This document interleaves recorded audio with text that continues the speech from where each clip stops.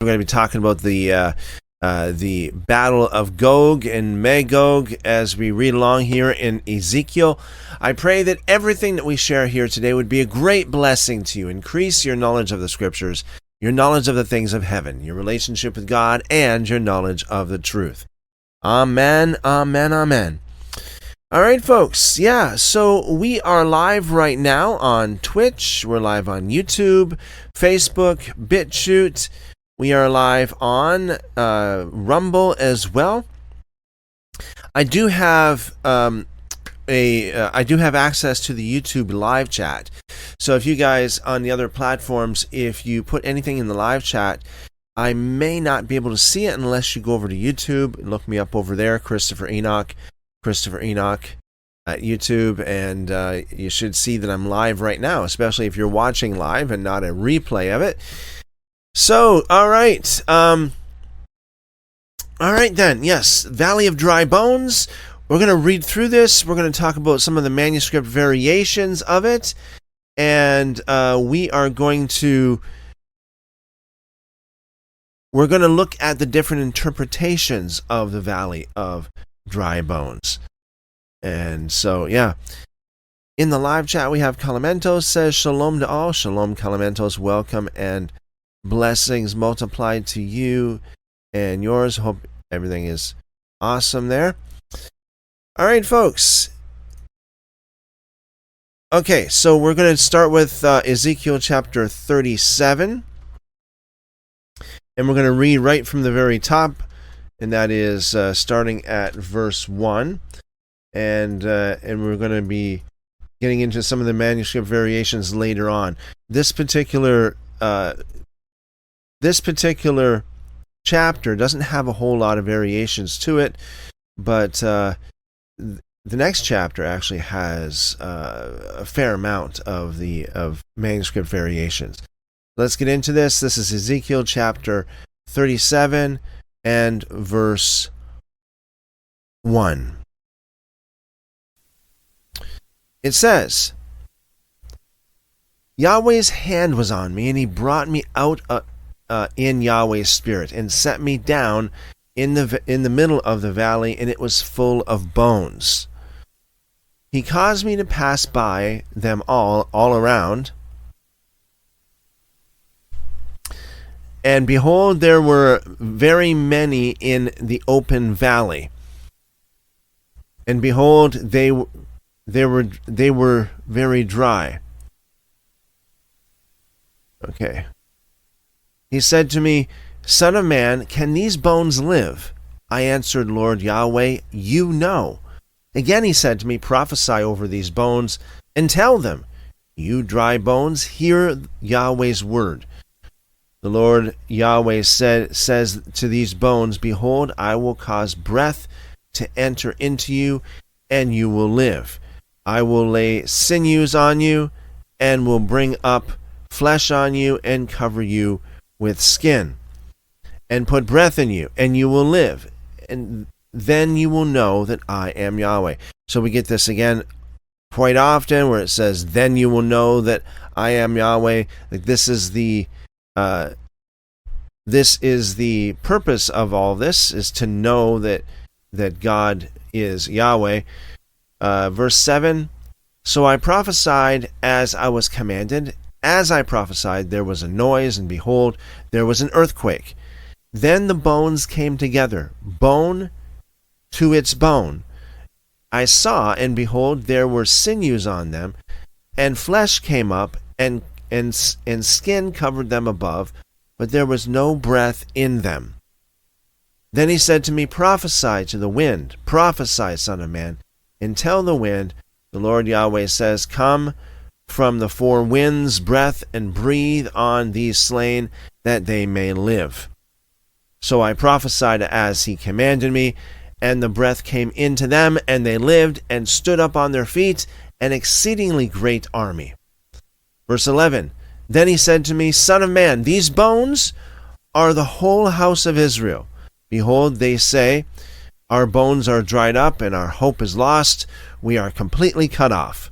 Therefore prophesy and tell them, the Lord Yahweh says, behold, I will open your graves and cause you to come out of your graves, my people, and I will bring you into the land of Israel. You will know that I am Yahweh, when I have opened your graves and caused you to come up out of your graves, my people. I will put my spirit in you, and you will live. Then I will place you in your own land, and you will know that I, Yahweh, have spoken it and performed it, says Yahweh. Okay, so this is the prophecy of the dry bones. And there are at least 6 different interpretations of this. I'm sure most of you have heard at least one of these interpretations. I have always been taught a more of an eschatological interpretation of it, in that these dry bones are literally talking about the nation of Israel. However, there are different interpretations of this, and we want to be as intellectually honest as possible and intellectually humble as possible. So let's take a look at these different interpretations. There's one called the national or historical metaphor, and this is the primary academic and contextual interpretation. So the interpretation goes like this: the restoration of the Jewish people from the Babylonian exile back to the land of Israel. Excuse me. The bones represent the defeated nation. Another interpretation, number 2, the literal bodily resurrection. So this is a classical Jewish interpretation, and it says that it's a literal physical resurrection of the dead that will occur during the future Messianic age, as debated in the Talmud Sanhedrin 92b. And we'll get to that in just a moment here, folks. Sanhedrin 92b. Number 3, we have modern political and Zionist interpretation. This is the physical recreation of the state of Israel in 1948, often viewed specifically as the national resurrection following the Holocaust. That's basically the one that I have been taught, especially coming from more of a end-time Bible prophecy background, if you will. And number 4, spiritual regeneration, a Christian, just a generic Christian interpretation. So this interpretation says that the spiritual new birth, it's the spiritual new birth of individual believers moving from spiritual death to life through the Holy Spirit. Interpretation number 5 of the Valley of Dry Bones prophecy in Ezekiel chapter 37 is the Christian eschatological interpretation. That says that the future physical resurrection of the dead at the second coming of Christ, and it's the ultimate national salvation of Israel. Okay, so that's another one.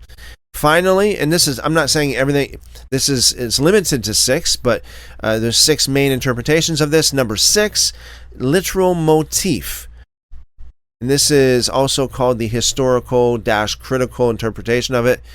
And it simply goes like this: that the Valley of Dry Bones prophecy is a rhetorical and psychological device utilizing ancient Near Eastern divine warrior and restoration motifs to instill hope in a traumatized, conquered populace. All right, well, let me know what you guys think in the live chat there.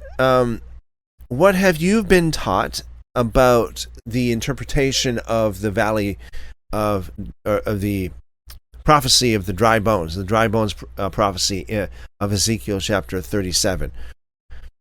Felix says, hi friends. Hello Felix, welcome and blessings multiplied to you and your family. Hope you're having an awesome evening tonight. Yeah, so let me know in the live chat, what have you been taught? What have you heard about this? How to interpret it? Is it one of those 6 interpretations that I mentioned?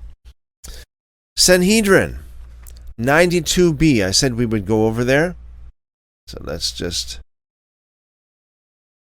do a hop, skip, and a jump over there. I'm reading from a website called Sepharia.org. It's SEFARIA.org. I have nothing to do with it. I'm not an affiliate of it or anything like that. But just for your information and for reference and to give credit where credit's due here. So we have the Sanhedrin 92b, and this is what it says about the interpretation of this passage. It says, "And if you say during those years when the Holy One, blessed be He, is destined to renew His world, as it is stated, quote, and the Lord alone shall be exalted on that day," in Isaiah chapter 2, verse 11, what are the righteous to do? How will they survive? The Holy One, blessed be He, will make wings like eagles for them, and they will fly over the surface of the water, as it is stated, quote, therefore we will not fear when God changes the land, and when the mountains are moved in the midst of the sea. Psalm 46, verse 3. Although God will renew the land, they will not fear, because they will be in the sky over the sea at that time. Lest you say that they will endure suffering from flying uninterrupted for an extended period. The verse states, quote, but they who wait for the Lord shall renew their strength, and they shall mount up with wings as eagles. They shall run and not be weary. They shall walk and not tire. The Gematria, the Gemara suggests, and let us derive from the dead that Ezekiel revived. Ezekiel chapter 37. That the resurrected dead will not live forever, but will die at some point. The Gemara explains the school of Eliyahu holds in accordance with the opinion of the one who says, in truth, Ezekiel's depiction of the dry bones that came to life was a parable, from which nothing can be derived with regard to the nature of resurrection. This is, as it is taught in a Bereta that Rabbi Eliezer says, the dead that Ezekiel revived stood on their feet and recited song to God and died. And what did they recite? The Lord kills with justice and gives life with mercy. Rabbi Yehoshua says that it was this song that they recited. The Lord kills and gives life. He lowers to the grave and elevates. This is in 1 Samuel chapter 2, verse 6. Rabbi Yehuda says, Ezekiel's depiction of the dry bones that came to life was truth, and it was a parable. And by the way, folks, a parable is never to be taken literally. Paragraph 4, Rabbi Nehemiah said to Rabbi Yehuda, if it was truth, why do you prefer it to it as a why do you refer to it as a parable? And if it was a parable, why do you refer to it as truth? See, this is the thing. So apparently, the word truth here it suggests in this context a literal interpretation of it. So we know that parables are not literal. And so this is why it says, if it was truth, why do you refer to it as a parable? So parables are not literal historical truth per se. It is a parable is usually a story or some kind of basically some kind of fictitious story that is told to teach a deeper truth or meaning, or even perhaps even an emphasis on a certain on a certain concept. Yeah, so if it was truth, why do you refer to it as a parable? And if it was a parable, why do you refer to it as truth? Rather, it means, in truth, it was a parable. Rabbi Eliezer, son of Rabbi Yoshe Hagalili, says, not only was it not a parable, but the dead that Ezekiel revived ascended to Eretz Yisrael and married wives and fathered sons and daughters. Rabbi Yehuda ben Betera stood on his feet and said, I am a descendant of their sons, and these are phylacteries that my father's father left me from them. The Gemara asks, who are the dead that Ezekiel revived? Rav says, these were the descendants of Ephraim, who calculated the time of the end of the enslavement and the redemption from Egypt, and erred in their calculation.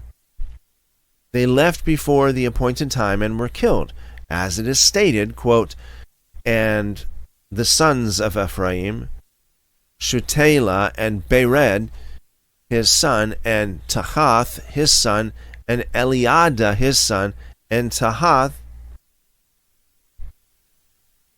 his son, and Zabad, his son, and Shuthela, his son, and Azer, and Eliad, whom the men of Gath that were born in the land slew, because they came down to take their cattle, in 1 Chronicles chapter 7, verses 20 to 21. And it is written, quote, and Ephraim their father mourned many days, and his brothers came to comfort him, unquote. That is found in 1 Chronicles chapter 7, verse 22. And Shmuel says, these dead that Ezekiel revived were people who denied the resurrection of the dead, as it is stated, quote, then he said to me, Son of man, these bones are the whole house of Israel. Behold, they say, our bones are dried and our hope is lost. We are cut off, unquote. This is found in Ezekiel chapter 37, verse 11. God tells Ezekiel that these people who had lost hope, that these were the people who had lost hope for a resurrection.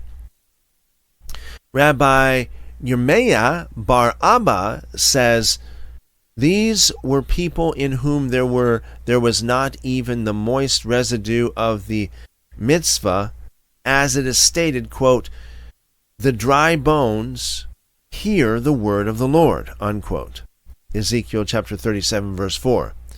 Even during their lifetime, they were comparable to dry bones. Gnostic Native says, good evening, Christopher and chat. Good evening, good evening. Welcome and blessings multiplied to you. Hope you're having an awesome evening. Chipmunk says, shalom, everyone. Beautiful job, Hannah. Shalom, Chipmunk. Welcome and blessings to you as well. Hope you're having an awesome day there. Yeah, so we're reading Sanhedrin 92b. This is an ancient Jewish interpretation of the prophecy of the dry bones of Ezekiel chapter 37, that infamous prophecy of the Valley of Dry Bones. Reading on in Sanhedrin 92b, it says, Rabbi Yitzhak Napaha says, these are the people who covered the sanctuary with repugnant creatures and creeping animals, as it is stated, quote, so I entered and saw, and behold, every form of creeping animal and repugnant animal, and all the idols of the house of Israel etched upon the wall around, unquote. This is Ezekiel chapter 8, verse 10. And it is written there, with regard to the prophecy of the dry bones, quote, and he passed me over them around and around, Ezekiel chapter 37, verse 2, by means of a verbal analogy between around in one verse and and the identical term in the other, it is derived that the two verses are referring to the same people. Rabbi Yochanan says, these are the dead from the Dura Valley. This is referencing Daniel chapter 3. Rabbi Yochanan says, these corpses filled the area from the Eshel River to Rabat, which constitutes the Dura Valley, as at the time that Nebuchadnezzar the wicked exiled as at the time that Nebuchadnezzar the wicked exiled the Jewish people to Babylonia, there were among them youths who overshadowed the sun with their beauty, and the Chaldean women who would see them and desire them and discharge the flow of a zava. These women told their husbands, and their husbands told the king. The king ordered the youth executed, and his servants executed them. And their execution did not resolve the problem, as the women were still discharging the flow of a zava. Even after death, the youth's beauty remained intact. The king ordered that their corpses be taken to the valley, and his servants trampled them so that their form would no longer be visible. The sages taught in a Bereta that, at the moment that Nebuchadnezzar the wicked cast Hananiah, Mishael, and Azariah into the fiery furnace, the Holy One, blessed be He, said to Ezekiel, go and revive the dead in the Dura Valley. Once Ezekiel revived them, the bones came and struck Nebuchadnezzar, that wicked man, in his face. Isn't that interesting how every time it mentions Nebuchadnezzar, almost every time, I just see the next time here, but it says so much like Nebuchadnezzar the wicked, Nebuchadnezzar the wicked, Nebuchadnezzar the wicked man. Now it doesn't say that here in the next few mentions. Nebuchadnezzar said, it says here, what is the nature of these? His servants said to them, the friend of these three, Hananiah, Mishael, and Azariah, is reviving the dead in the Dura Valley. Nebuchadnezzar began and said, how are his signs, and how great are his signs, and how mighty are his wonders. His kingdom is an everlasting kingdom, and his dominion is from generation to generation. Daniel chapter 3, verse 33.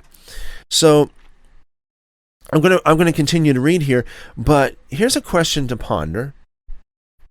So if you're just joining us here, we are reading, we already read the entire prophecy of the Ezekiel chapter 37, the valley of dry bones, and the interpretation of it according to Ezekiel chapter 37, and we went through 6 different modern interpretations of it, the second of which is the second one, the literal bodily resurrection, the classical Jewish interpretation, saying that it's a literal physical resurrection of the dead that occurred during the future Messianic, that will occur, during the future Messianic age. It says, as debated in the Talmud Sanhedrin 92b. So we're reading this passage for ourselves to see exactly what it says. So,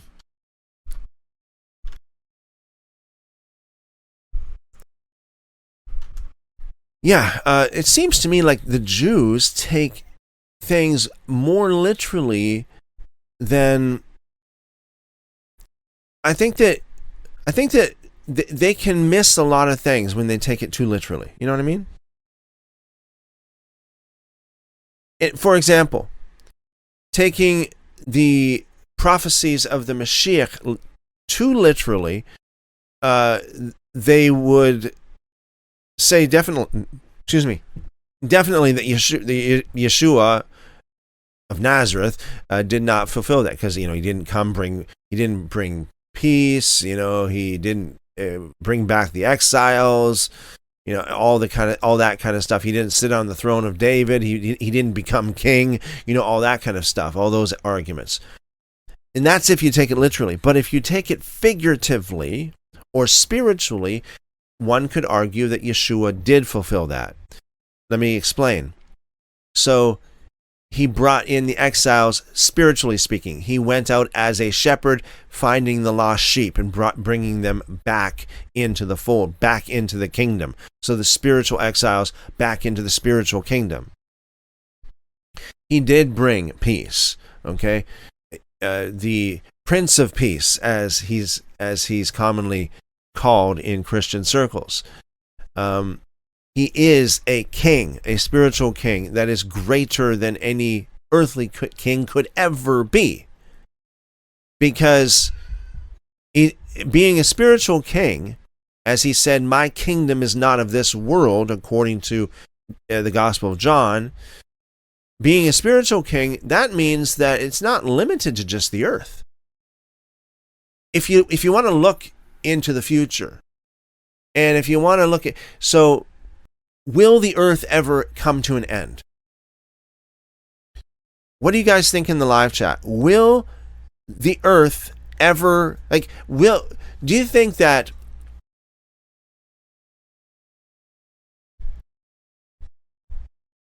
laying aside all of your eschatological views, let's just say in 1 billion years, will the earth still be here and be recognizable as we know it?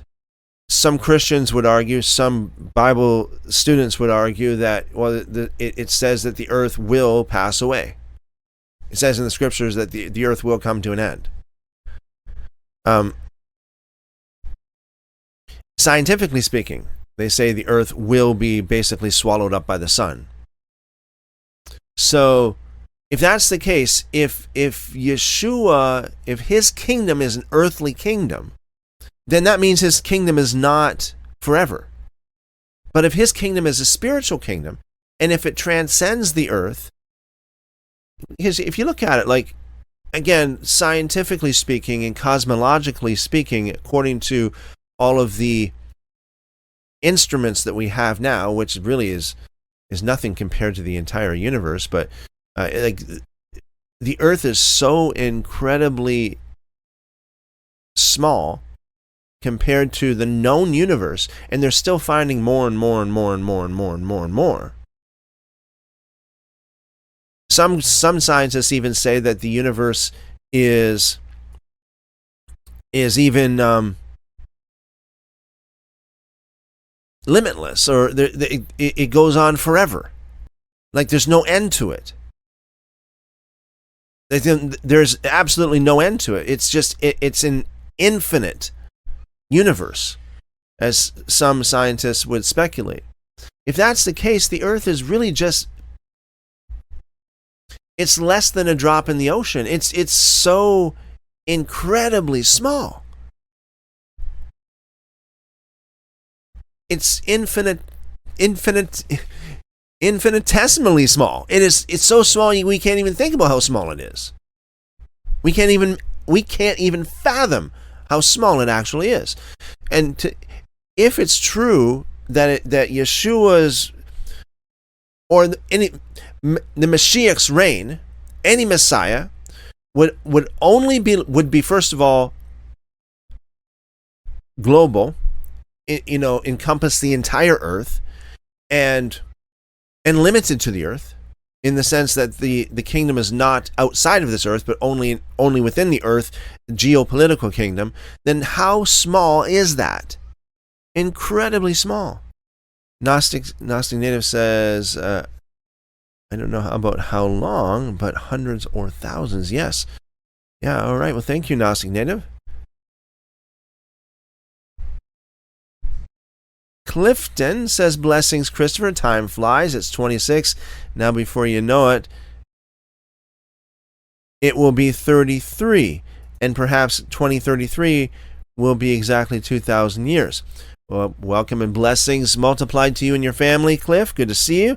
Thank you for your chat. Al says, shalom, everyone. Great blessings every day. Shalom, Al. Blessings multiplied to you and your family. Hope you're having an awesome day there. Cubert says, shalom. Shalom, Cubert. Welcome and blessings multiplied to you and your family.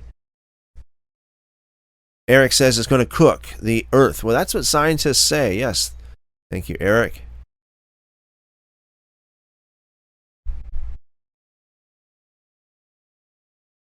Gnostic Native says a peaceful earthly kingdom is dependent on outside things, but Christ gives peace to individuals that can have no matter what, and it's much deeper and better feeling, contentment and inner peace.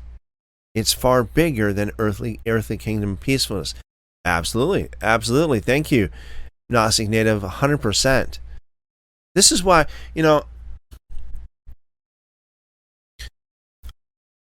at this point in time, and just a heart-to-heart talk,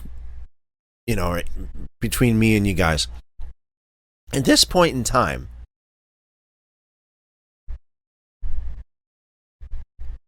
I don't think it's a good I don't think it's a good thing to use the argument that Jesus will come back to fulfill those prophecies. Because this is the thing. I've seen a lot of videos on this. People go into Jewish communities and they quote unquote preach the gospel, and they're like, we don't think Yeshua was the Messiah because he didn't fulfill the prophecies. And they're like, well, what prophecies? Well, bringing in the exiles, bringing world peace, the worldwide utopia, become a king. He didn't become a king. And so the typical Christian response is basically, well, that will happen in the future. And I've seen so many Jews reply to that and say, you know what? If it does happen, if Jesus actually does physically come back, then yeah, of course, then I will say he's the Messiah. But until I see it, why should I believe it? Like, there's no evidence for that. And honestly, I think they have a really, really good point.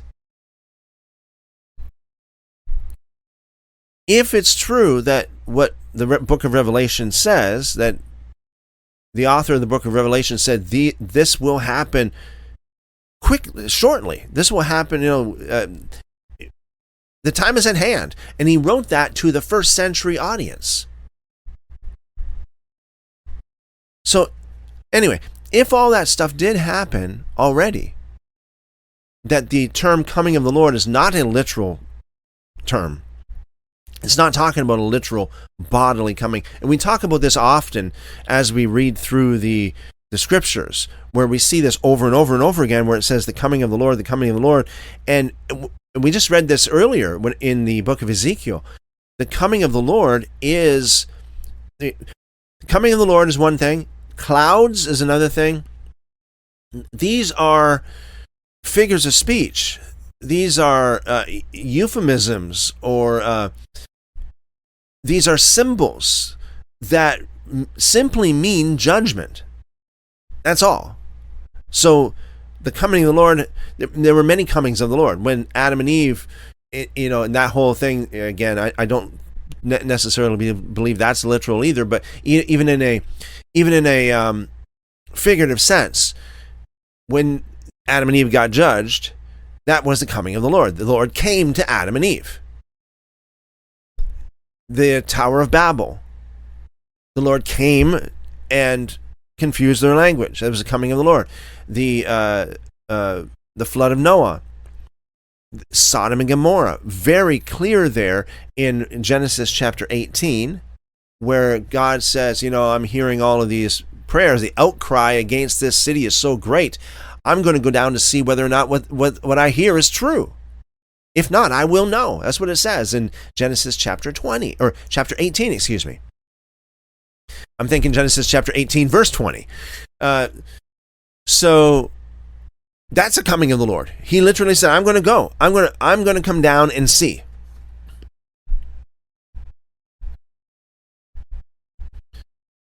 Isaiah chapter 19, speaking about the judgment on Egypt, which already happened. It said, it used the term coming of the Lord, or the, let's pull this up here just for the sake of, I know this is a little bit of a rabbit trail here, but this is Isaiah chapter 19. Yeah, so right here, number 1, verse 1, the burden against Egypt. The word burden here means word, the word of God. Behold, the Lord rides on a swift cloud. Here he is coming in the clouds, and will come into Egypt. And then it goes on to explain what will happen to Egypt. It's all judgment on Egypt. And this already happened, by the way. So, anyways, back to the point. I don't think it's good for the Christian cause to say that Jesus will fulfill these prophecies, such as, the Messiah will come to bring the utopian age, the peace on earth, and bringing in the exiles, and he will become a king, to sit on the throne of David, so to speak. I would say he already did all that. Did he not?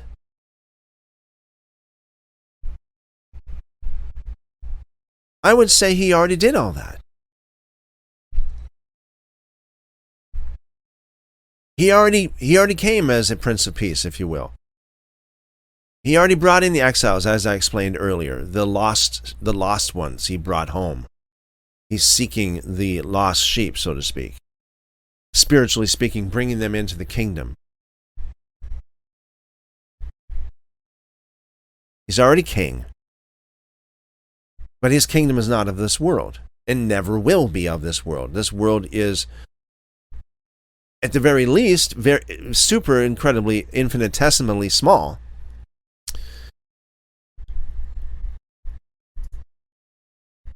Online debater says, hello man, how are you? Hello, online debater. Not too bad. How are you doing? Blessings to you. Yeah, so I find that the Jews, they have a lot of great insight. It's theirs, as it says in Romans chapter 9, it's their covenant. The covenants, the word of God came through them. The Messiah came through them. All of it. It's all through them. However, I think that they miss it in certain places when they take things too literally. So we're reading from Sanhedrin 92b, and we're talking about the prophecy of the dry bones of Ezekiel chapter 37. And we already went through 6 different ways of interpretation. 6 different interpretations of it. We're unpacking one of those 6. This is Sanhedrin. This is from the ancient Jewish writings on this chapter and on the interpretation of this Sanhedrin 92b. So let's continue to read this, and we'll see. Let me know what you think of it in the live chat. Sanhedrin 92b, Rabbi Yitzhak says, molten gold should be poured into the mouth of that wicked person.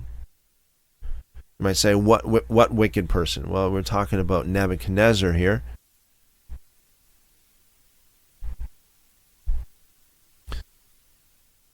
It says, his mouth should be sealed in the course of an extraordinary death. In reference to royalty, Rabbi Yitzhak suggested that gold would be used to accomplish that task. The reason is that if an angel had not come and struck him on his mouth to prevent him from continuing his praise, he would have sought to overshadow all the songs and praises that David recited in the book of Psalms. The sages taught in the Bereta 6 miracles were performed on that day, that Hananiah, Mishael, Azariah were delivered from the furnace. Okay, we know that story in Daniel, the 3 Hebrew children, if you will, in the fiery furnace, all that kind of stuff. That's what this is talking about. So according to this, 6 miracles happened. And they are: the furnace rose from where it was sunken to ground level, and the furnace was breached, and its limestone dissipated, and the graven image that Nebuchadnezzar established, which he commanded his subjects to worship in Daniel chapter 3, fell on its face, and 4 ranks of officials from monarchies who stood around the furnace were burned, and Ezekiel revived the dead in the Dura Valley. So this is something I have never personally heard before. What about you guys in the live chat? You ever heard this stuff before? Online debater, please respect. We're on a certain topic here. If you have any questions or comments on a topic, we will address those. Moving on with the reading, it says, "And the knowledge of all of the miracles were performed is based on tradition, and the 4 ranks of officials from monarchies that were burned is related in a verse, as it is written, quote, Then Nebuchadnezzar the king sent to gather together the satraps, the prefects, and the governors, the counselors, the treasurers, the justices, and the magistrates, and all the rulers of the provinces," in Daniel chapter 3, verse 2. "As it is written, they are certain Jews. They do not serve your gods, nor worship the golden image you have erected," Daniel chapter 3. "And it is written in the verse after Hananiah, Mishael, and Azariah left the fiery furnace, quote, And the satraps, the prefects, the governors, and the king's counselors gathered and saw these men," unquote. Again, in Daniel chapter 3, this is in verse 27. "Who emerged from the fire unscathed. Nebuchadnezzar sent to gather 8 ranks of officials, and only 4 ranks witnessed Hananiah, Mishael, and Azariah emerge from the furnace. Apparently, the other 4 ranks were burned in the fire. The school of Rabbi Eliezer ben Yaakov teaches even during a period of danger, the person should not deviate from his prominence and demean himself, as it is stated, quote, Then these men were bound in their mantles, their tunics, and their hats, and their other garments, and they were cast into the blazing fiery furnace. This is Daniel 3:21. Even when cast into the furnace, they donned garments befitting their situation. Okay, so to summarize this, Sanhedrin 92b records a debate regarding the nature of the resurrection in Ezekiel chapter 37. Now, if you've just joined us here recently, this whole live stream is about Ezekiel chapter 37. We'll go on to chapter 38 and chapter 39 if time permits. But we read the Valley of Dry Bones, the prophecy of that in Ezekiel chapter 37. We have discussed 6 different interpretations of that, one of which is this, one of which is recorded in Sanhedrin 92b, debating the nature of the resurrection in Ezekiel chapter 37. So, in short summary, Rabbi Judah ben Bethera argues that the resurrection was a literal historical event, a miracle where literal dead bodies were revived. Again, this is a literal interpretation. I don't think it should be interpreted literally, but that's what that gentleman thought. Rabbi Eliezer agrees it was a literal revival of the dead, according to this passage. Rabbi Joshua ben Korah agrees, adding that the resurrected individuals actually stood up, sang a hymn, and eventually fathered children. Rabbi Judah, the dissenter, argues the passage is a parable and this is where I would go on that side. I think that it's a parable and not a literal thing. He maintains that no actual resurrection occurred, literal resurrection. The imagery represents the exile and subsequent restoration of Israel. That's where I think that's what it really is all about. So I'm with Rabbi Judah on that one. Rabbi Nehemiah also argues that the vision is a parable, stating that the dead do not rise. Okay, so parables are like there's in the Jewish world there's this what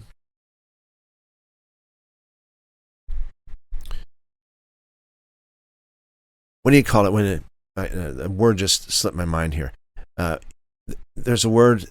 It's used of in Passover especially.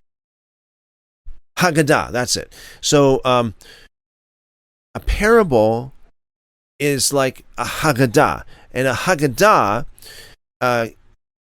is basically a story that is told for an underlying purpose. So it's not necessarily a literal historical fact or event or story. Rather, it's just a story that's told for some other purpose. That purpose can be to teach a deeper spiritual truth, or it can be something like just as a means of emphasis, highlighting something, so to speak. I mean, you can tell a story to kind of pull something out of the woodwork, so to speak. So anyways, this Sanhedrin 92b records the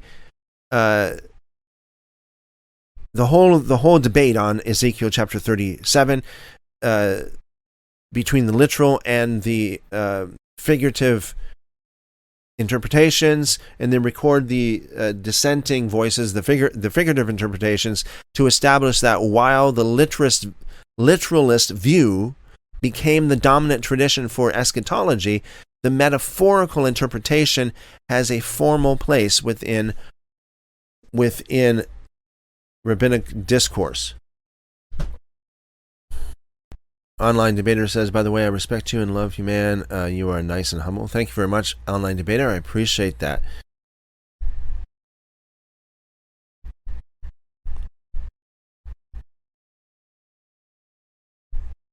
Hubert says, wow, me too. I'm in the parable camp. Yes. Yeah. Thank you. Online Debater asks about Sanhedrin. Said the temple rope stopped becoming white after the temple destruction, after Jesus' crucifixion. That is not, no, the Talmud does not say that in the Sanhedrin. It never really mentions Jesus in that context. We do have other live streams talking about what it actually says about Jesus, which basically is it's arguably nothing really. We hear a lot of rumors saying that the Talmud says this and that and the other thing about Jesus. Well, if you look at the profiles of what it's, the so-called Yeshu or Yeshua that is spoken of there, it doesn't fit the same profile of the Yeshua of the New Testament. Online Debater says, what do you think about Targum Aramaic Bible? It's so fascinating and provide in-depth explanation. It does, yes. Yeah, thank you for the question, Online Debater. We do pull it up every once in a while here on the live streams.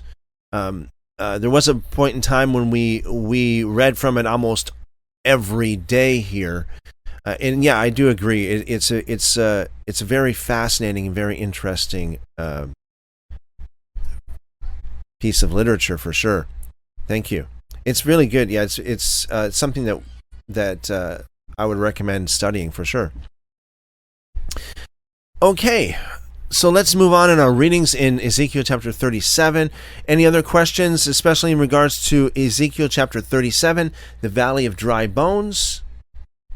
To reiterate the 6 different interpretations of it, just before we move on, because this is a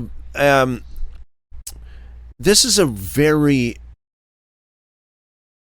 integral, very vital part of biblical eschatology, as I have been taught. So there are 6 different interpretations. I personally have only heard one interpretation. This is what happens, right? When you listen to some other Bible teacher or eschatology teacher, Bible end times Bible prophecy teacher. Normally, they'll only tell you one interpretation of the passage, the one that they want you to know. I'm telling you everything that I know, all the interpretations. We're laying it all out on the table here. We want everyone to see everything, and you guys can judge for yourself. So number 1, again, there's the national historical metaphor interpretation. It's the primary academic or contextual interpretation, and that interpretation goes like this. The Valley of Dry Bones, that whole prophecy is talking about the restoration of the Jewish people from the Babylonian exile back to the land of Israel. The quote-unquote bones represents the defeated nation. Number 2, literal bodily resurrection, classical Jewish. So we spoke a lot about that here. This is what Sanhedrin 92b was all about. I won't go into any more detail there. Number 3, the modern political and Zionist view. This teaches that it's the physical recreation of the state of Israel in 1948, and this is what I've been taught. Number 4, the spiritual regeneration view, which says that this whole prophecy is just about being born again, basically. The new birth of the individual believer. Number 5, the Christian eschatological interpretation, the future physical resurrection of the dead at the second coming of Jesus. So that one kind of mixes the end-time Bible prophecy interpretation with the literal interpretation and saying, well, it will happen. It's one of those, it will happen when Jesus physically returns. And then there's the 6th interpretation, literary motif interpretation, otherwise known as the historical critical interpretation, which goes like this. It's a rhetorical and psychological device utilizing ancient Near Eastern divine warrior and restoration motifs to instill hope in a traumatized and conquered populace.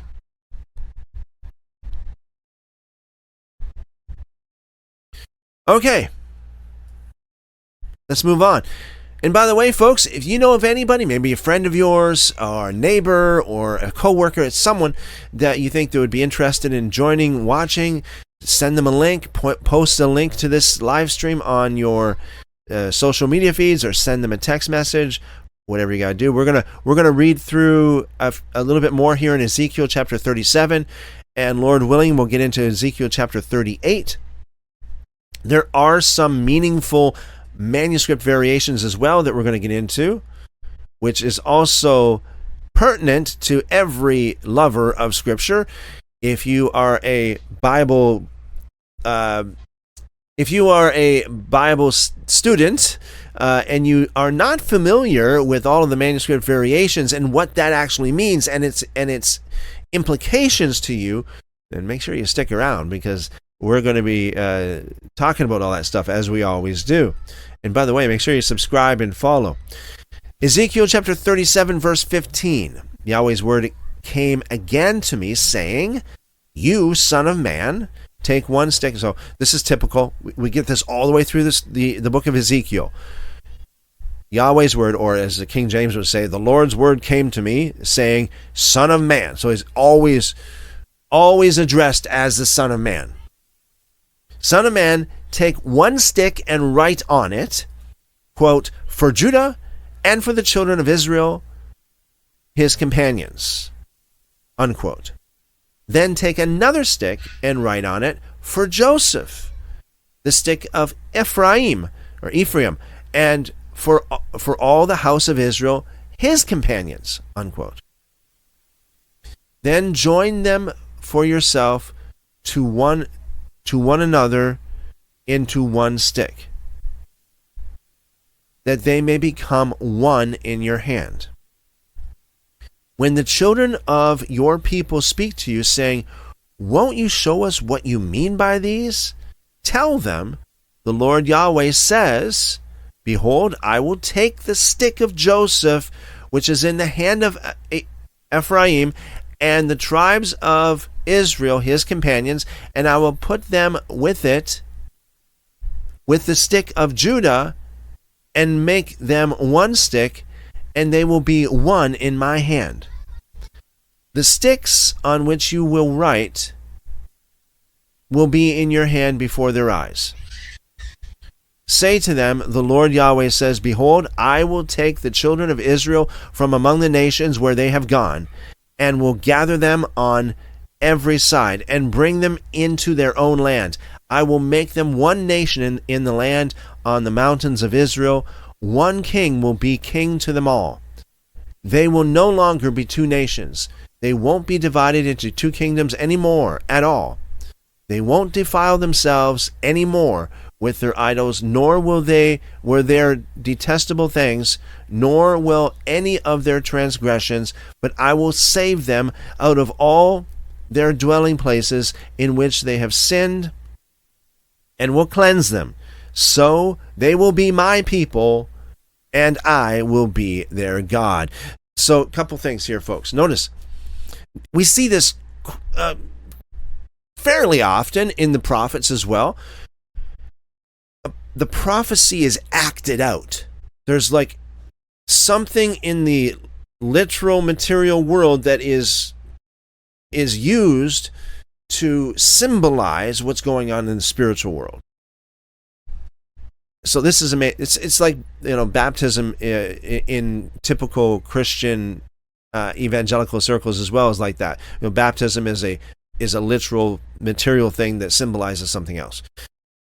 In the live chat, going about the Valley of Dry Bones, Gnostic Native says, I think I would lean toward it being about being born again, Christ being formed in you, and the true Israel of God / body of Christ being realized as the true temple and people of God. Awesome. Well, thank you for sharing that, Gnostic Native. Gnostic Native says, so both personal for the individual and the group of the true believers. Amazing. That's great. Thanks again. Seek the Lord says, shalom, shalom, seek the Lord. Welcome and blessings to you and your family. Hope you're having an awesome afternoon, evening there. Seek the Lord. Yeah, so, okay. Verse 24. My servant David will be king over them. They all will have one shepherd. They will also walk in my ordinances and serve my statutes and do them. And yes, it is possible to actually obey the law, to obey the law of God. It says right there, it is possible. Contrary to, nominal Christian teaching. I'll read this again. And by the way, there is a manuscript variation here that we'll get to. But let's see this again. So God says, my servant David will be king over them. They will all have one shepherd. They will also walk in my ordinances. So this is talking about the Torah, the law of God, the ordinances, and observe my statutes. So they will walk in my ordinances and observe my statutes and do them. Period. Okay. Manuscript variations, folks. So we just read the WEB translation of the Masoretic Hebrew text. It says, my servant David will be king. The more ancient, the older Septuagint says, my servant David shall be a prince in the midst of them. You might say, same difference, king, prince, whatever. Not so fast, because we read this earlier on in the book of Ezekiel. Remember Ezekiel chapter what was this now? 28? I'm thinking Ezekiel chapter 28, talking about the king of Tyre, the prince, and then the king, and then the prince and the king. Two different, well, it puts it two different ways anyway. Some people interpret that as to be there's two different people. There's the king of Tyre, then there's a prince. So, yeah, here we have David being the prince, not the king. Take it as you may. The Syriac, again, this is still older than the Masoretic Hebrew text, says, "And my servant David shall reign over them." So it doesn't. So it's almost. It's typically like this, right? The Syriac typically takes the Masoretic or I shouldn't say the Masoretic because the Masoretic didn't exist back in those days, but probably a proto-Masoretic Hebrew lineage takes that and the Septuagint and kind of mixes it into a hybrid. Again, folks, for those of you who are a little bit green here, so we got the Septuagint's the oldest, 2,000 years old. Okay, 2,000 plus, depending on which book you're talking about. 2,000 plus.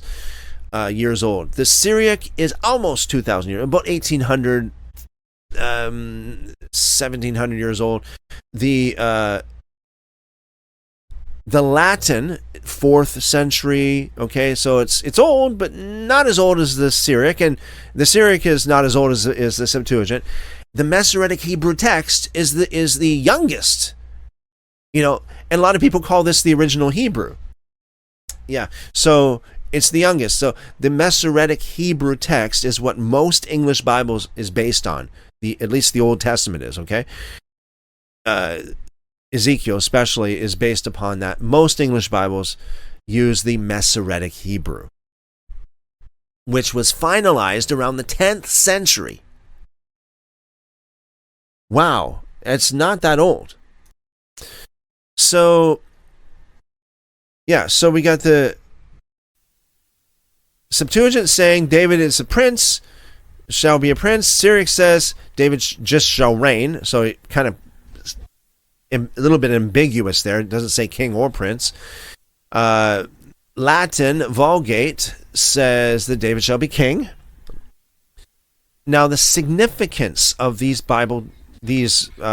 manuscript variations, because you might say, Christopher, why you talk about this and what's the significance of this? Well, here the Septuagint translates the Hebrew melech, king, as archon, prince/ruler, consistently avoiding royal language in favor of leadership terms. This might reflect an anti-monarchical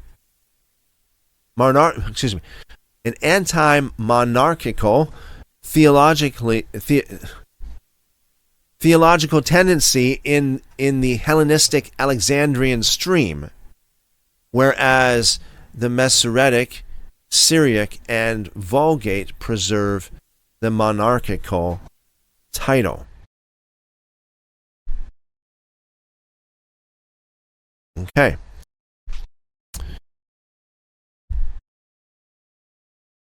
Let's move on. Verse 25.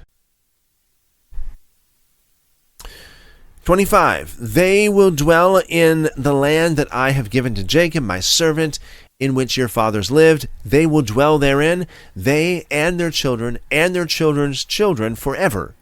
David, my servant, will be prince forever. Okay, so here it says prince.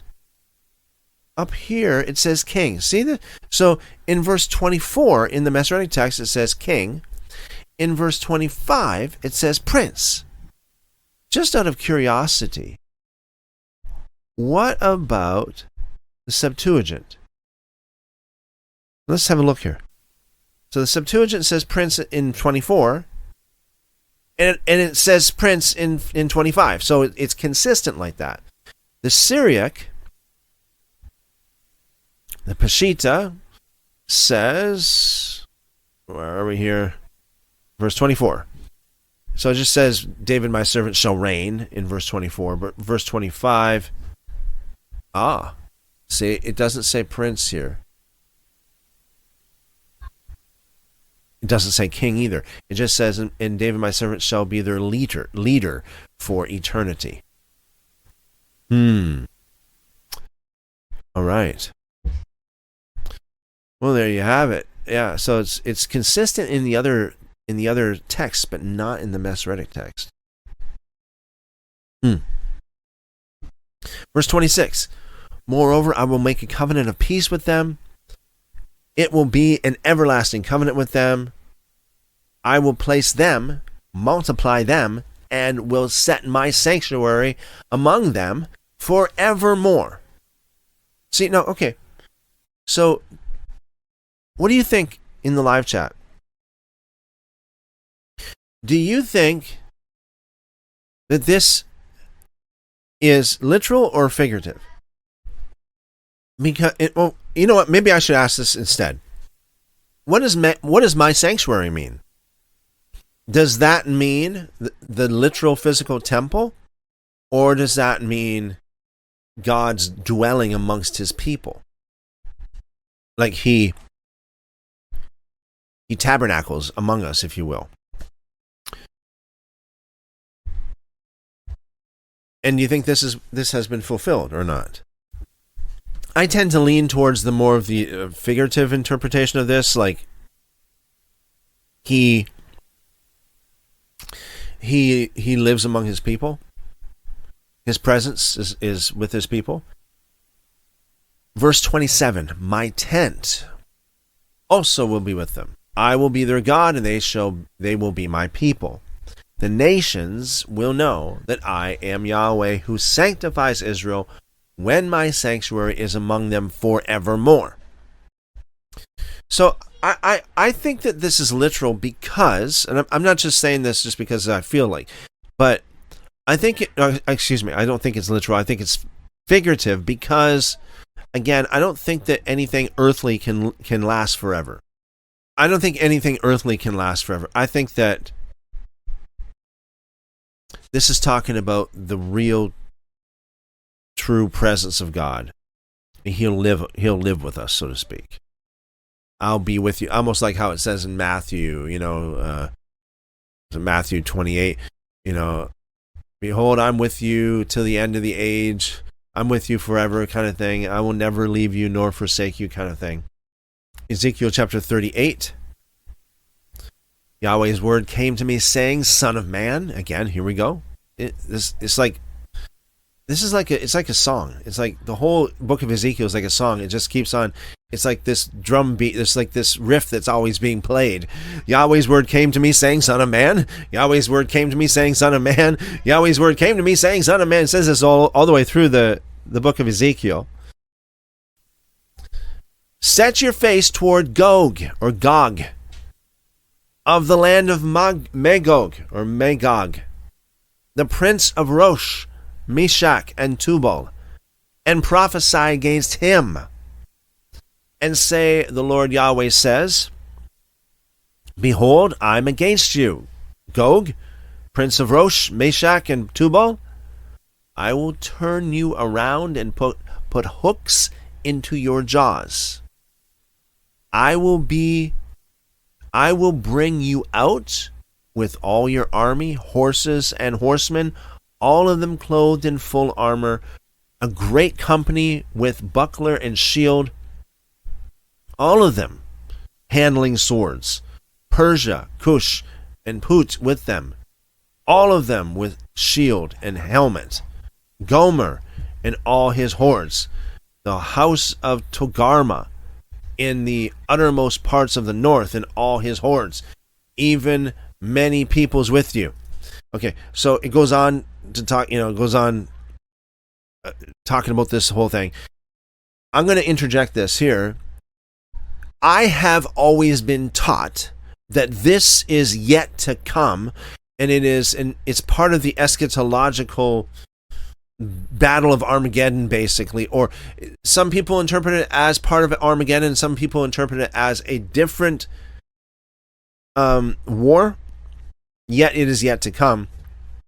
And they believe that it's talking about like Russia invading Israel or something to that effect. There's different variations of it. What do you guys think? And what have you been taught? And I ask you about what have you been taught, not necessarily asking what is the truth or not, because I know many of us have been taught things that are not necessarily true. So, Gog and Magog. Verse 7, be prepared. Yes, prepare. Prepare yourself. You and your companies who are assembled to you, and be a guard to them. After many days you will be visited.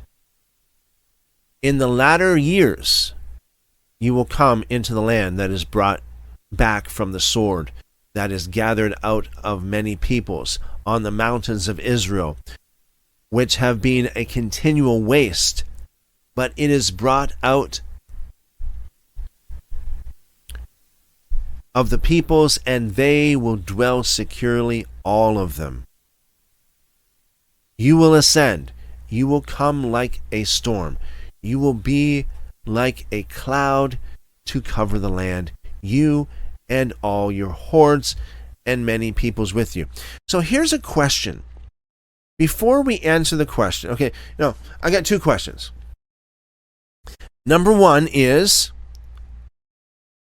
Ezekiel chapter 38, the battle of Gog and Magog. What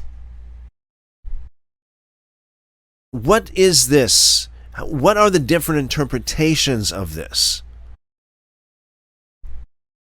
Has it already been fulfilled according to true, or I should say, academic scholarship, historical scholarship? Has it already been fulfilled? And if so, what is the evidence of that? Has it, or is it yet to come? And what other interpretations do we have of this? And you notice here, now, so that's the first question. There's so much here. There's so much on my mind here. I'm trying to organize. What do I say first? You know, it's just so exciting. So, the second question I will ask is this. Notice we have the pronouns here. You will ascend. You will come like a storm. So who is the you talking about here? Like all the way up, verse 8, after many days, you will be visited. Who is the you? Well, first of all, I think in order to answer that question, we should ask who is speaking and who is this person speaking to? And I think this will really help us to understand. This will really help us to understand the answer to the question, whether or not it has already been fulfilled or whether or not it's in the future. So, from the ground up, so to speak, from the foundation up, right from the very beginning here in verse 1, Ezekiel is speaking. And according to him, he says that God's word came to him. God spoke to him. Starting in verse 2. So God says, Son of man, set your face toward Gog and the land of Magog, the prince of Rosh, Meshach, and Tubal, and prophesy against him. And say, the Lord Yahweh says, behold, I'm against you, Gog. And then he goes on to say, I'm against you. I will turn you around. I will put hooks in your jaws. I will bring you out, and with all your army. So this is talking about Gog, Magog. And it seems to me like this is the whole entire context of this is Ezekiel said that God said that he's supposed to say to Gog and Magog, Gog and Magog, all this stuff.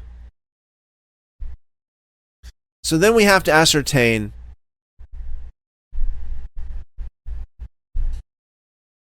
if this is for a future time, why did God tell Ezekiel this and not a future prophet?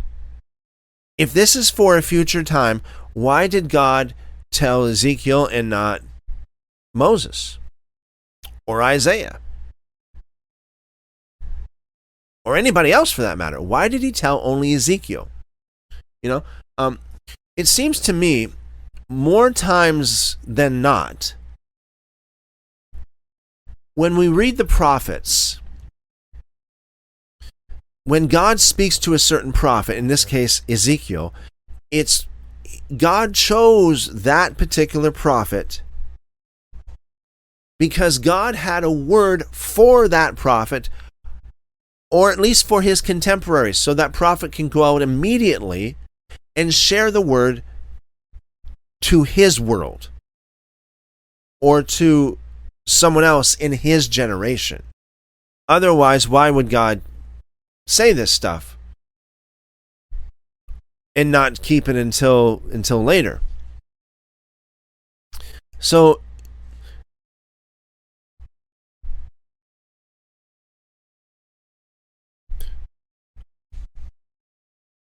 that's another thing. One more thing here. It says in verse 9, you will ascend, you will come like a storm, you will be like a cloud. So here we go again, a cloud. That is referencing again another judgment. A judgment, some kind of horrific event that would happen. You will be a cloud. And I point this out because we see this I shouldn't say all the time, but quite frequently in the scriptures. Cloud simply means judgment, with negative connotations. The Lord comes upon a cloud, judgment.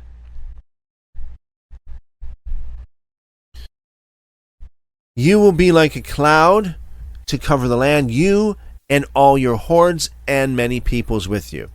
So, different interpretations. There are at least 4 primary interpretations to this. So, Ezekiel chapter 38, all the way to 39, is a prophetic vision describing a massive coalition of nations led by a mysterious figure named Gog from the land of Magog, invading a peacefully restored Israel. The invasion is defeated entirely by direct divine intervention. So we got earthquakes, fire, disease, not by human armies. So from a strictly academic scholarship point of view, from a historical point of view, and the consensus is that this has not been fulfilled. Academic and historical scholarship agrees this event never happened historically. Now, that's talking about literally anyways, okay? So, the evidence for that is that simply there's no the evidence is that there's no evidence that it happened. No historical, textual, or archaeological record of a multinational coalition invading post-exilic Israel and being wiped out by supernatural cosmic phenomena. Okay. So, our next question, what are the interpretations of it? And let me know in the live chat. I'm talking about, what have you been taught?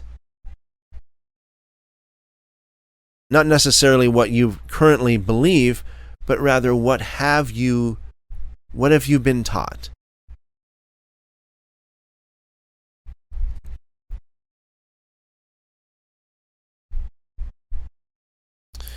Right hand of God says, happy Sunday, Christopher. Hello, right hand of God. Right hand of God says, I think it's the battle of Russia and Iran with a question mark. Iran. Thank you, right hand of God. Okay, yeah, so as far as I see here, as far as I know, there are at least 4 different interpretations of this passage. And Okay, if you're new to this channel and you're wondering why I just lay it out like this, is because we're not here to just like force a dogma, okay? Excuse me. Most Christian teachers and many other religious kind of teachers, by the way, they force it, like it's like they say, well, this is it, and they don't even tell you about the other ways of thinking, or the other ways of interpreting it. They just, this is the truth, but they don't. A lot of times they don't even give you evidence for that either. They just tell you this is it. This is the narrative. Believe it. We're not like that. What we do here is we want to take that diamond and we want to look at it from every angle, so that we know it really well. We want to look at every angle of interpretation here, so that we can say, hey, maybe there's something I didn't think about here. Maybe there's something I don't know about this passage. Maybe I can learn from someone else's point of view. That's the whole key here. So, number one, the academic, historical, critical interpretation of this passage. Scholars view this as early apocalyptic literature, not a prediction of a literal military event. I'll say this again. Scholars view this as an early apocalyptic literature, not a prediction of a literal military event. In other words, more of almost like a parable. Gog is an archetype for the ultimate enemy of God. The name may be a cipher derived from Gyges, Gyges, Gyges, an ancient king of Lydia, known as Gugu in Akkadian. Gugu, Gyges, Gog. See, it's very, very similar. The text was written to assure traumatized Judean exiles that Yahweh would ultimately defeat all forces of chaos. Again, just like a parable, not a literal event. Basically a story based upon something that's true, God's protection and God's provision, and God's got everything under control, just to to speak peace into the lives of the people. That was number one. Number two is the classical Jewish interpretation, otherwise known as Messianic eschatology. And that goes like this: a final climactic future war that occurs just before or during the Messianic age is viewed as the ultimate purging of evil and the final event that proves God's sovereignty over the entire world. Number three. Remember, we have 4 points here. Number three. Modern dispensational Christian interpretation. I got to chuckle because personally I think dispensationalism is just a horrifically flawed doctrine. Anyway, the dispensationalists will tell you this. They view the text as a blueprint for a literal, impending World War III scenario. Proponents frequently attempt to map Ezekiel's ancient tribal names to modern geopolitical states, most commonly identifying Magog with Russia and Persia with Iran or Iran. Critical scholars universally reject this mapping as anachronistic and linguistically flawed.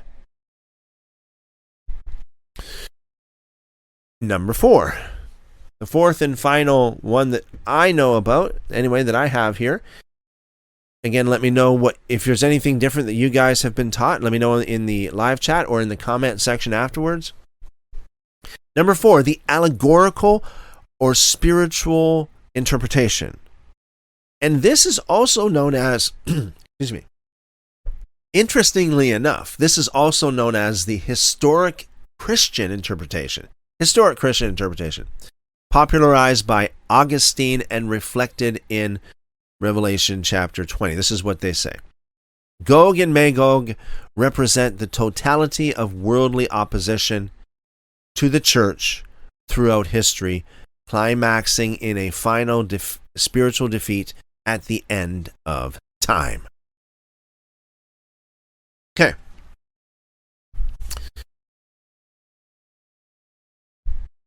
Yeah, there's 4 interpretations of it.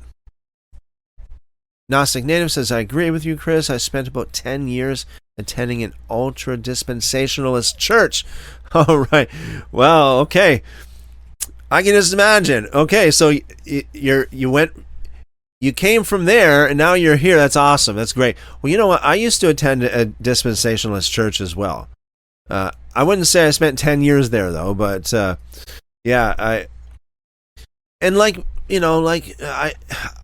fell into it as well. I believed it. At least I think I believed it for a certain period of time, but not very long, because what really got me thinking about it was reading the scriptures about the eternal aspects of, especially of the law of God and the word of God. Like, it's eternal, and how the grace of God is found. So the grace and the love and the mercy and all of that good stuff is found so much in the quote-unquote Old Testament.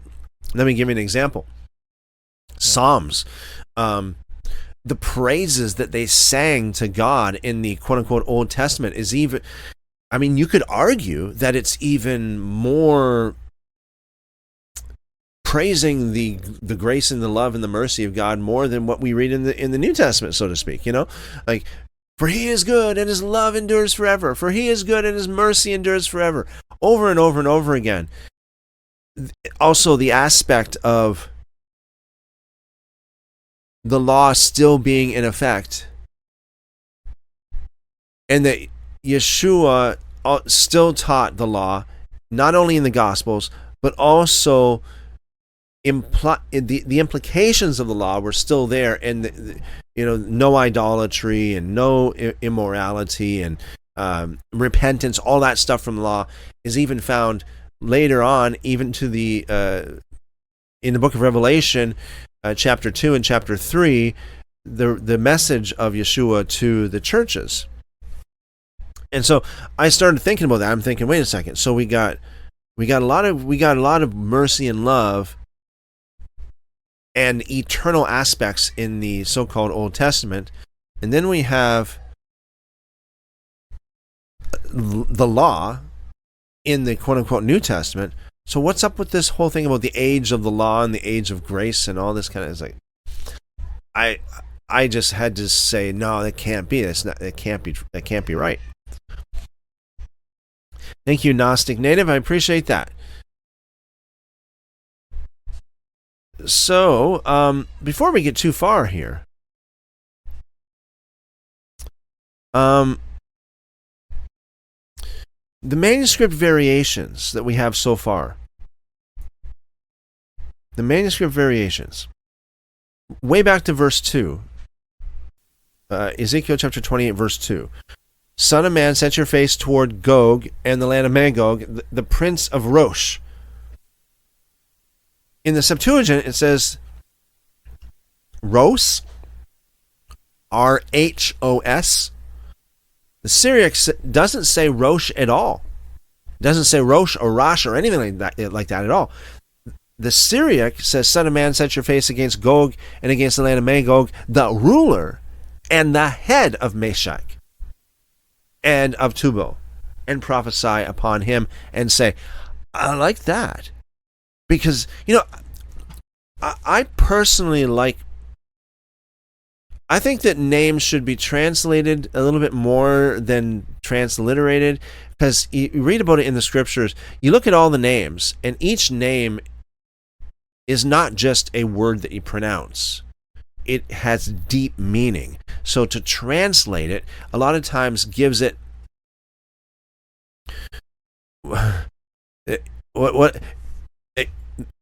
the meaning is in the meaning. I don't know how else to say that. To translate it and to get the real meaning of the name. Like, for example, this. What if what if Rosh is not really what it's supposed to be at all? What if this is right? What if the Syriac is right? What if there's no Rosh, the prince of Rosh? What if there is no Rosh? Ras is the Septuagint says. What if the original text, the original author simply meant that Gog is the ruler and the head of Meshach? Because Rosh means head. Rosh Hashanah, the head of the year, right? So Rosh in the Hebrew means head. So that just brings it. Can you imagine if that? Do you think we stumbled on a truth here, folks? You think we stumbled on a truth? Because what do you call that interpretation? We read this, the dispensationalist interpretation that says that Magog is Rosh, and Rosh is another form of Russia. It sounds familiar, right? I mean, it sounds similar is what I mean. Rosh and Russia. But according to critical scholars, they say that that's linguistically flawed. That should not be, that's not a true connection there. You know, and the anachronistic, the mapping of the geopolitical states is anachronistic. So what if the truth of the matter is Ezekiel just simply meant that Gog was the ruler and the head of Meshach? Not that there was any Rosh, whatever in there at all. And that lesser educated, unknown to them, dispensationalists came around and go, oh, Rosh, oh, that's got to be Russia. Not even knowing that that's not the way the Hebrew works anyway. It has nothing to do with it. It's not even a proper name. Can you imagine if that's the case? So that's just another nail in the coffin of the dispensationalist Christian interpretation of this.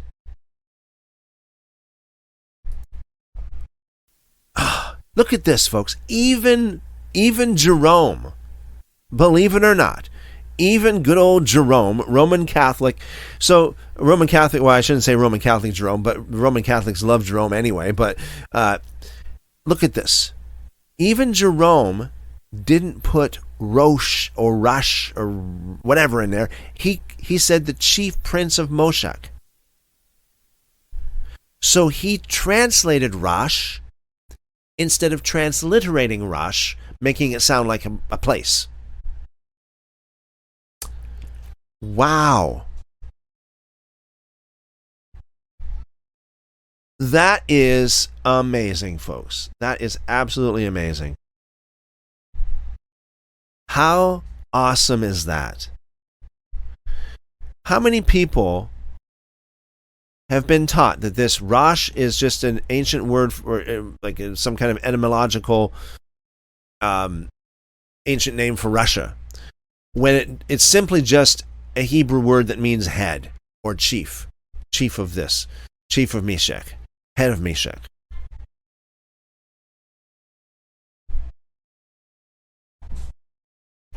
Yeah, so the significance, of course, great significance here, a massive eschatological and geographical split. The Hebrew consonantal word Rosh is translated as a proper noun, Rosh, in the Septuagint, identifying a specific kingdom. The Syriac and the Latin Vulgate translate it as a common noun, head or chief. The Vulgate's Principem Capitis means chief prince, the chief prince of Meshach, or chief. So this is awesome, folks. Who knew? And this is why, I always, I shouldn't say always, but I to some degree, I resent how some of these Bible translators, they transliterate words instead of translating it, making it look like a name and not, this is amazing.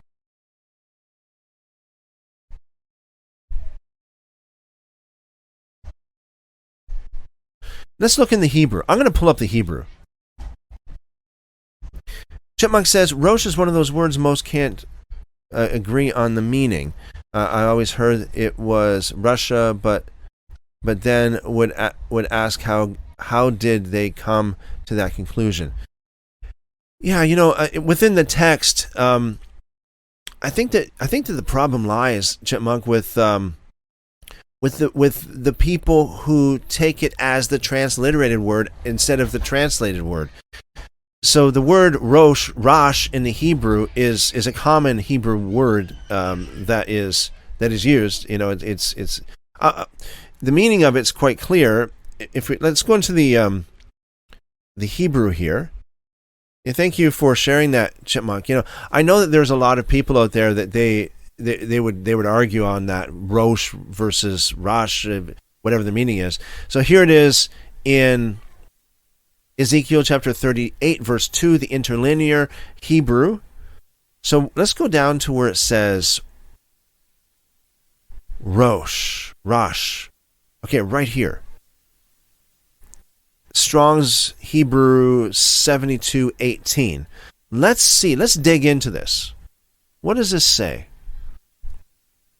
So,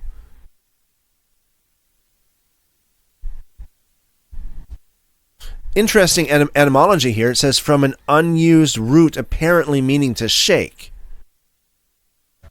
I always go to the Gesenius's Hebrew Chaldee lexicon. In my opinion, it's very, very thorough. As you can see, look at this. It's very thorough in its. So the word Rosh.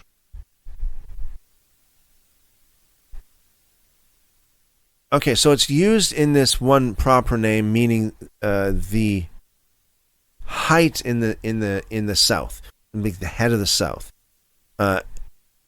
It says here, right here, it means to be the head or leader, to be over. The head of men or animals in Genesis 3, Genesis 28, Genesis 40. And so very frequently, to give upon one's head, to repay him his evil deeds. In Ezekiel chapter 9, chapter 11, chapter 16, chapter 17, chapter 22. Compare it with Psalm chapter 7, verse 17. Also a phrase, as to the phrase, okay, with the danger of our heads. Again, it's so far all we have here is that it means head of our life.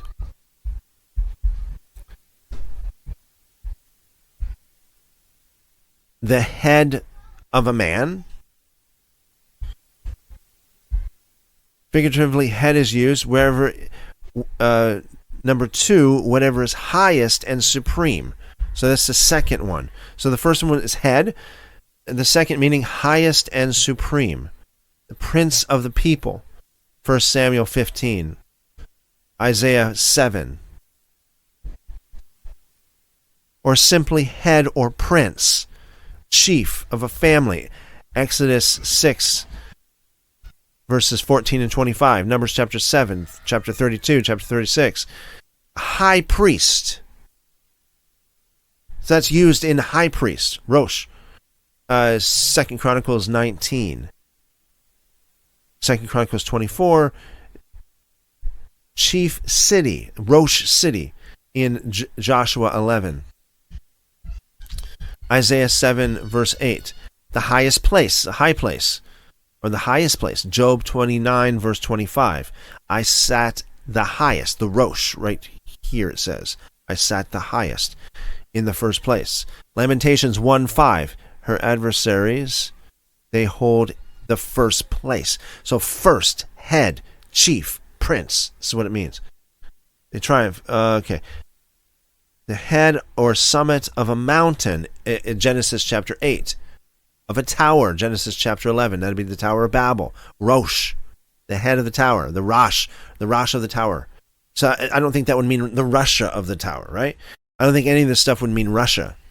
And this is probably why scholars say that it's just linguistically false to say that Rosh or Rosh has anything to do with Russia. 1 Kings chapter 9, of an ear of corn, the head of so they'd be like the head of the corn.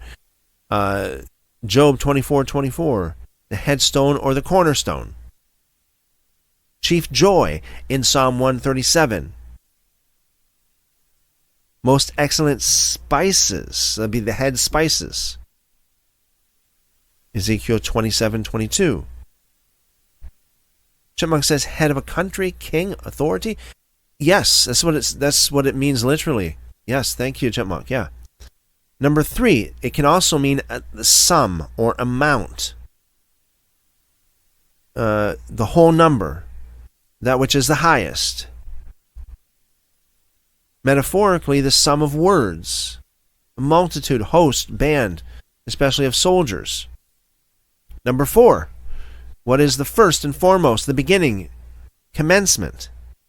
4 beginnings of streams, 4 lesser rivers and 4 larger spreads itself arms. This is Genesis chapter 2, speaking about the heads of the remember that, the heads of the rivers. The rivers come to the head.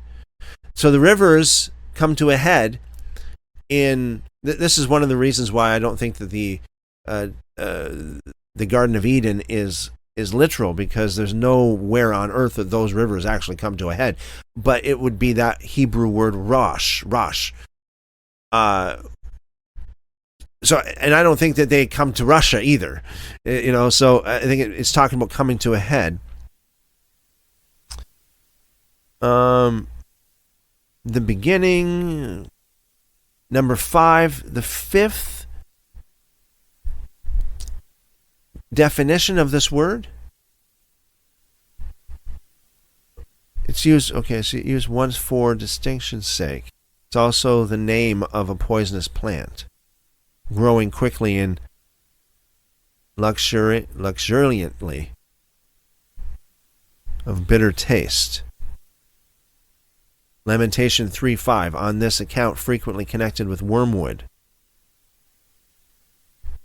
Lamentation 3:19, as I judge neither.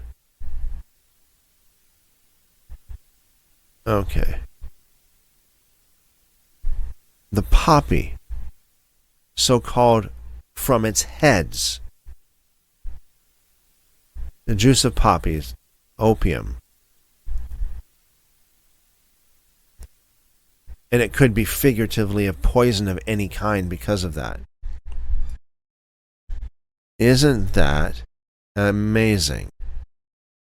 So in all of this, I don't see the word Russia anywheres in here. Nothing. Here's a good write-up from Jacinius Hebrew Chaldee Lexicon.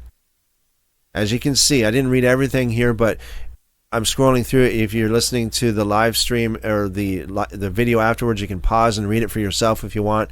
Zoom in and check it out. Nothing here says Russia. I did not see Russia at all.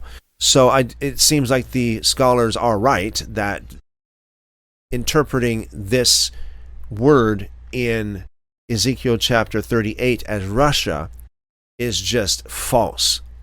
Plain old bad linguistic gymnastics. It's just not, it just doesn't work. It's like taking the Spanish word El, or part of the name El, and saying that it means God because Hebrew El is also God, you see. Two totally different things. Sounds the same, but totally different things. Chipmunk says, I think people that see it as Russia use other scriptures to bring it in, Jacob and Esau. Okay. Yeah, I'd be interested to see what kind of scriptures they would use for that. Thank you for sharing, Chipmunk. Right hand of God says Chernobyl in English means wormwood. I heard that before. That's interesting. Thank you, right hand of God. I appreciate that. Yeah, what an amazing passage here we got. Gog, Magog, the different interpretations of it, Rosh. Thanks to Chipmunk, yeah, we did a deep dive into the word Rosh. I knew that it meant first or head before, but I didn't read the whole entire Gesenius's entry there on that word. So amazing stuff. We only got partway through Ezekiel 38. Yeah, we didn't get too far into it.